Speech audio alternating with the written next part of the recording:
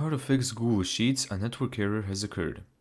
First, check your internet connection. Make sure your network is stable and try browsing other websites or using a wired connection if wireless is unreliable. Second, update your browser and clear cache. Always use the latest version of your browser for compatibility. Clear your browser's cache and cookies to eliminate any corrupted data. Third, disable extensions. Some extensions, especially ad blockers or PDF tools, can interfere with Sheets. Try disabling them or use incognito mode to isolate the issue.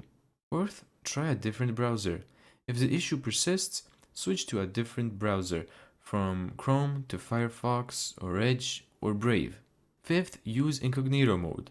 Since this mode disables extensions and doesn't store cookies, it can help bypass conflicts. Sixth, log out and log back in.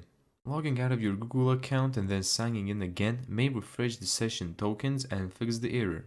And seventh, check for server-specific or sheet-specific issues. If only one sheet triggers the error, it may be corrupted. Try duplicating or downloading and re-uploading. If you're logged into multiple Google accounts, try logging out of all of them and then logging back into just one. This often clears up access errors. Thank you so much for watching this video.